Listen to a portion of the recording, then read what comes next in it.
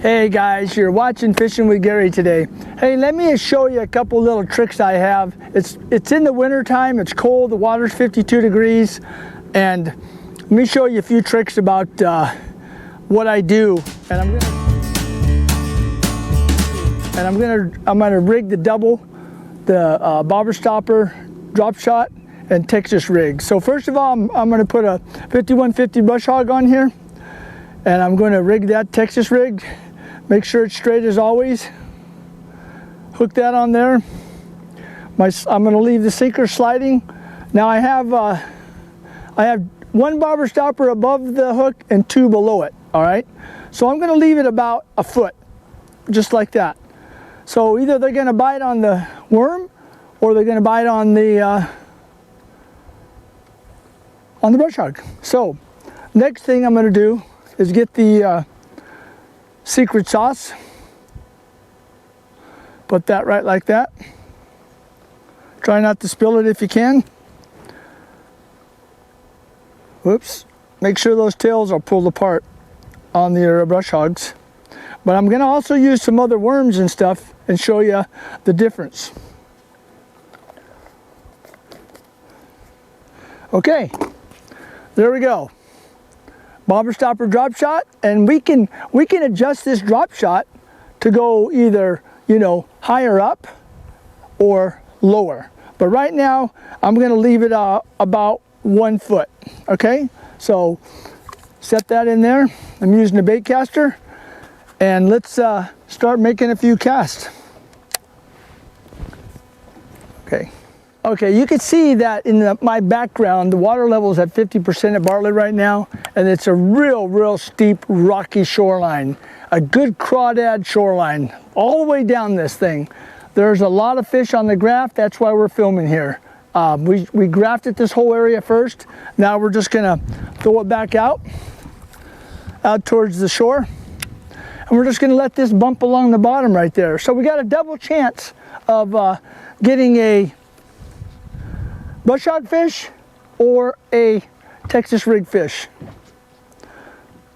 And then that will tell us, you know, what they want to bite on. So at a 90-degree angle like this, you don't have to throw it right on the bank. 5 feet from the bank is going to be really good. So we're just going to bounce this along, let it go to the bottom. I use a very light sinker so it doesn't get stuck in all these rocks and you're not losing $1.50 or actually $2.50 tungsten sinker. So I don't give it much chance to stay on those rocks, folks. I just throw it out, and it doesn't get tangled very much. You'd be surprised. It really doesn't, you know. Got it?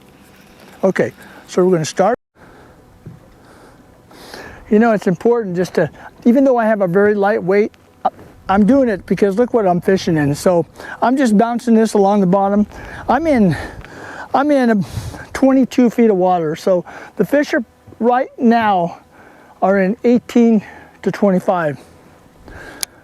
Bounce, bounce, bounce. There he is. Okay. Doesn't feel real big, but you know what? In the wintertime, anything is better than nothing.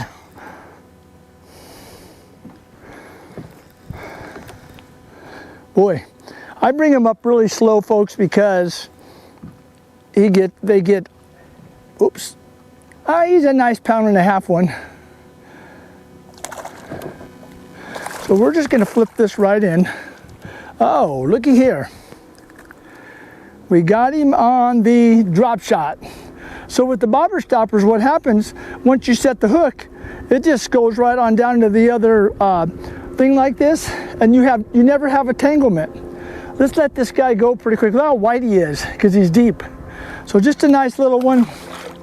So we're going to take this, slide this back up, grab our next 2 bobber stoppers, slide that up there, and so the brush hog, oh, look at, the brush hog got hit too, so anyway. All right, so the next one we're going to use is my other favorite, you know, is the worm. Texas rig worm. Trick worm. Okay. All right, the first one we did on a brush hog, but I'm gonna leave the 5150 up there, but I'm gonna switch the bottom one just to see if there's another fish that will bite on this, okay? So I'm going to take this out, throw that back over to that rocky shoreline.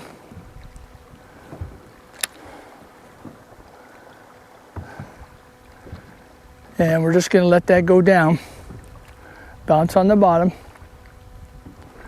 Now this, I grafted all this, guys, and there's a lot of fish here on this rocky bank. There's shad here, there's fish here. You wanna look for the shad. If you can go into a cove and you see a lot of shad, you know the fish are gonna be there. So I'm just bumping this along. All right, I got all the way out here, 22 feet, 23. I'm gonna throw it back out, right about 5 feet from the bank. That's gonna put me at 12 feet of water. There we go.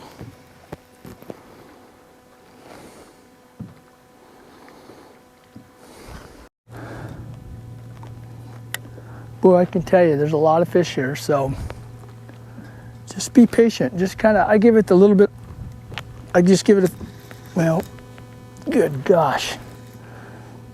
That one hit pretty hard. Normally they don't bite this hard, folks. They just, I'm rolling them up slow because it's 23, 24 feet right here. I don't like bringing them up fast because they get the bends and then it's hard to let them go back down.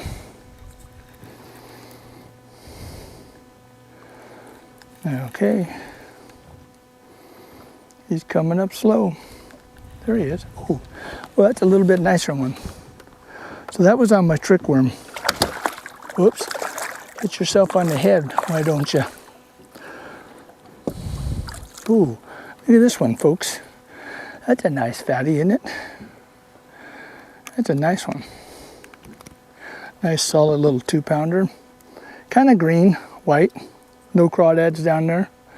Well, let's let him go. All right, I'm going to show you one more trick. Let's make sure that one hit on the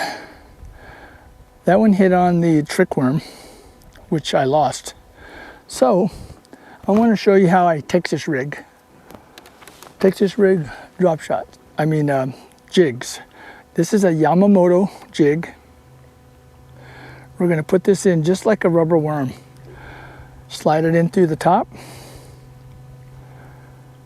Pull it up onto the keeper part of the hook and just put it right into the meat of the, make sure it's hanging straight, okay? All right. So let me just kind of throw out this way. Can you point this way, Bob? I'm going to aim towards these rocks over here. Whoops. They in the wintertime like this, they like eating crawdads. So we're just gonna let this go down and just bounce the bottom. So we're in 32 feet of water, and there's a lot of big arcs here. So let's try to catch a little bit bigger fish. I showed you that I put that little Yamamoto jig on. So Yamamoto's can catch bigger fish, jigs can. So, and usually when I'm real deep like this, I can catch them sometimes. So what we did was we pulled off the shore quite a bit. You can see that that we're way off the shore here. So all I'm going to do is I'm just letting that just slide right down. I'm just letting it work, just letting it drop real slow. There's one right there. You just never know how deep they are. Again, I'm just gonna reel him in slow so he doesn't get the bends. I don't know how big he is because he just pulled him like the last one. Sometimes when you get them in this cold water, they just you can't tell, you know, unless they're real big. But he's coming in. When I definitely catch them in this deep of water, 32 feet.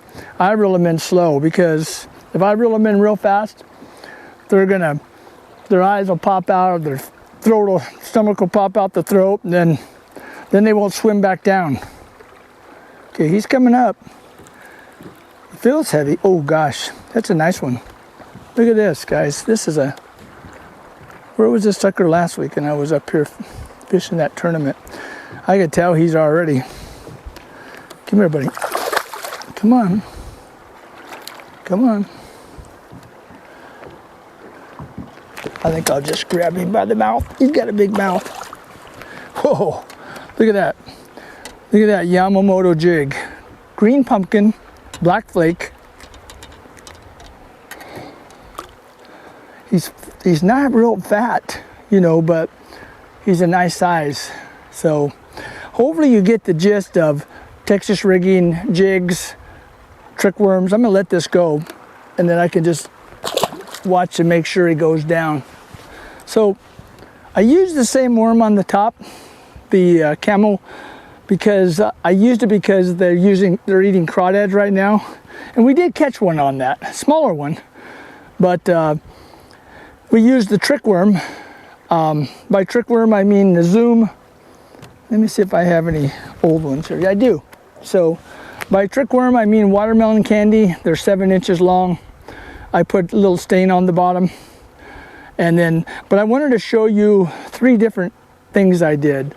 The brush hog with some tails yellow, the Zoom trick worm, and the jig. Hope you get this, try it out. It works, the double rig. Thanks for watching my channel.